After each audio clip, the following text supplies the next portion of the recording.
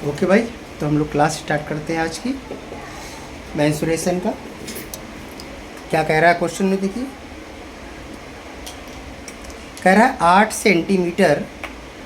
8 centimetre भुजा के घनाकार पत्थर, घन के आकार का पत्थर है जिसकी भुजा कितनी है 8 सेंटीमीटर है। ठीक है, इसका आयतन और संपूर्ण पृष्ठ बताना है। तो घन का आयतन और संपूर्ण पृष्ठ देखिए, सबसे पहले लिखते हैं घन का आयतन। घन का आयतन बराबर क्या होता है, अभी हम लोग घनाभ का पढ़ रहे थे तो उसमें लंबाई गुणे ऊंचाई गुणे चौड़ाई करते थे, लंबाई इंटू चौड़ाई इंटू ऊंचाई। ठीक है, अब इसमें घन है, घन में तो सारी भुजाएं बराबर होती है ना, तो लंबाई चौड़ाई ऊंचाई तो इक्वल ही होती है। तो सीधे सीधे यहाँ पर भुजा का क्यूब लिख दीजिए ना, क्या लिख दीजिए, भुजा का क्यूब, यानी लंबाई गुणे चौड़ाई गुणे ऊंचाई, और तीनों जब सेम ही है तो भुजा क्यूब नहीं बन जाएगा, तो ये घन का आयतन हो गया। ठीक है, संपूर्ण पृष्ठ की बात करें तो एक घन में कितनी 6 साइड होती हैं, घनाकार में भी घनाभ में भी 6 साइड होती थी, लेकिन उसमें लंबाई चौड़ाई ऊंचाई अलग अलग होती थी। घन में क्या होता है, लंबाई चौड़ाई ऊंचाई सब क्या होती है, बराबर होती है। तो भाई एक का एरिया निकाल लीजिए, 6 का मल्टीप्लाई कर लीजिए तो हमारा संपूर्ण पृष्ठ आ जाएगा। तो कहाँ क्या आ जाएगा,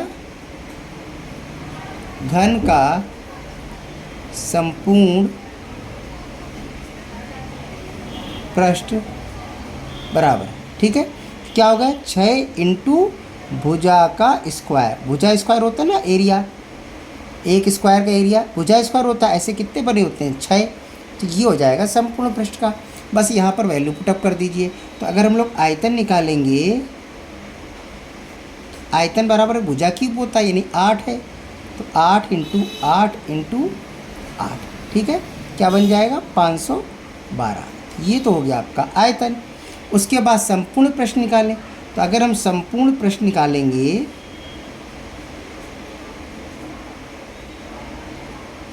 तो क्या हो जाएगा 6 इंटू भुजा स्क्वायर, तो 6 होती हैं साइड, इसलिए 6 का मल्टीप्लाई, भुजा स्क्वायर होगा एक साइड का एरिया, तो ऐसे 6 है इसलिए 6 का मल्टीप्लाई, भुजा कितनी है 8, यानी कि 8 इंटू 8, यही बनेगा जाकर। ठीक है, कितना बन जाएगा, ये हो गया 6 इंटू 64 और मल्टीप्लाई कर दीजिए, 6 चौको 24, 4 2 36 और 2 38, ये आ गया आपका संपूर्ण पृष्ठ। ठीक है, तो ये हमारे दोनों आंसर आ गए। चलिए अगला क्वेश्चन देखते हैं।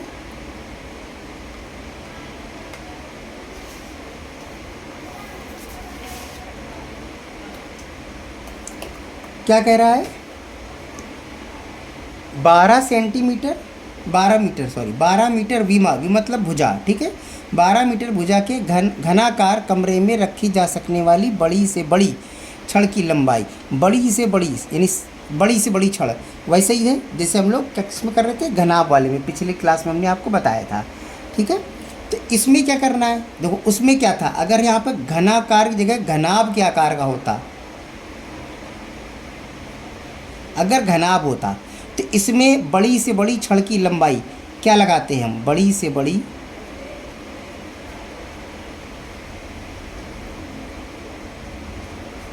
छड़ की लंबाई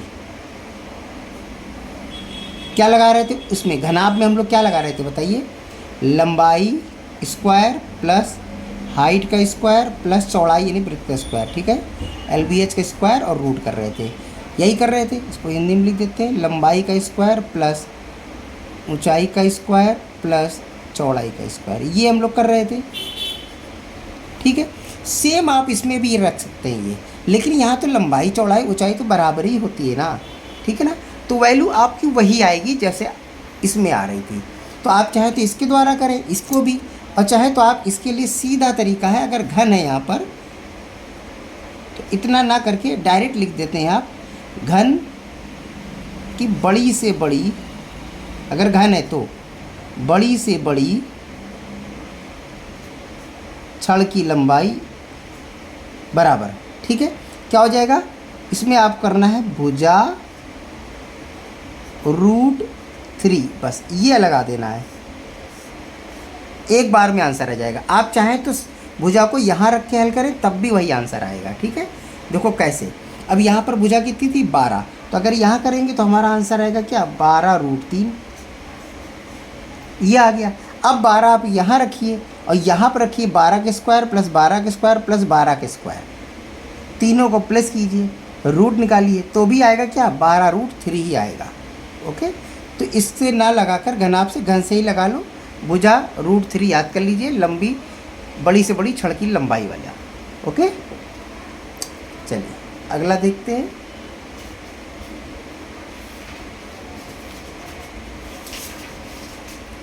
कह रहा है दो घन हैं, उनके आयतन में 8:27 का रेशियो है, उनके पृष्ठ क्षेत्रफल में अनुपात कितना होगा।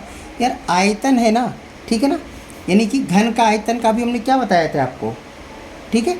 घन का आयतन क्या होता है, भुजा क्यूब। क्या होता है, भुजा क्यूब, यानी कि भुजा क्यूब, भुजा 1 क्यूब कर दें अपॉन भुजा 2 वाली क्यूब। पहले का 1 लिख दे रहे हैं, दूसरे के लिए 2 लिख दे रहे हैं। ये आयतन बटे आयतन का फार्मूला होगा।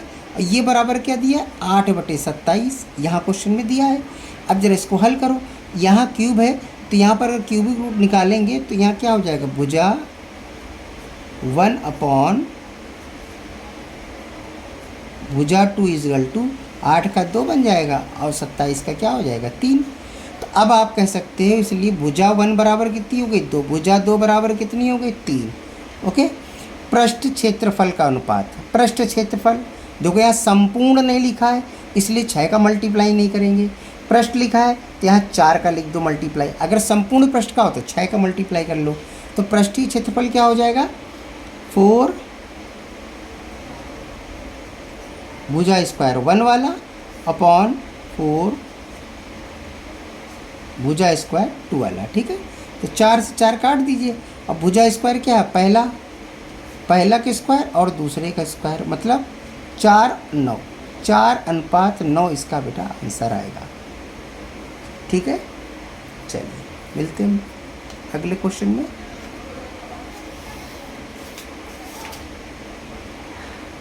अब इसमें एक स्टेप कम है, कह रहा है दो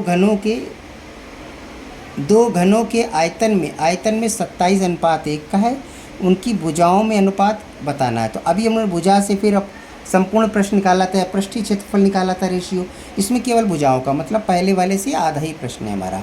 तो फिर से हम लोग वैसे ही कर लेते हैं। कैसे, पहली भुजा का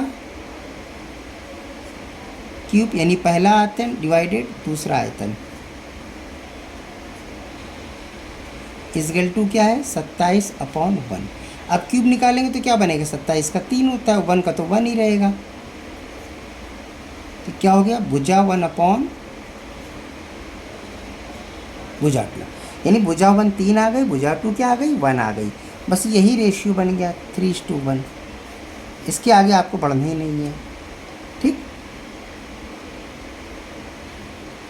अगला क्वेश्चन क्या कह रहा है,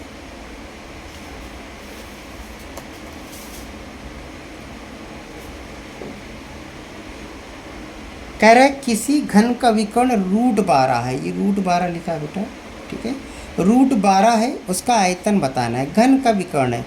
तो भाई घन का विकर्ण क्या बताया हमने, भुजा √3 बताया था, विकर्ण का हमने भुजा √3 बताया था। अब विकर्ण की वैल्यू तो पता ही ना, तो यहाँ क्या लिख सकते हैं हम लोग, √12 = भुजा √3 लिख सकते हैं हम लोग, भुजा √3 लिख सकते हैं, इससे इसको काट सकते हैं तो √4 = भुजा आ सकता है। ठीक है, √4 की वैल्यू 2, तो भुजा की वैल्यू कितनी आ गई, 2 आ गई। अब क्या पूछ रहा है, इसका आयतन पूछ रहा है। तो आयतन बराबर क्या होता है, आयतन बराबर क्या होता है, भुजा क्यूब, यानी कि 2 भुजा आ गई है तो 2 × 2 × 2 कितना आ जाएगा आंसर, 8। ये हमारा होगा क्या, घन का आयतन। ठीक है ना, चल इसके आगे क्वेश्चन अगली क्लास में देते हैं हम लोग, कि वीडियो बहुत लंबा नहीं बना पाते हैं। ओके, चलिए मिलते हैं हम लोग अगली क्लास में।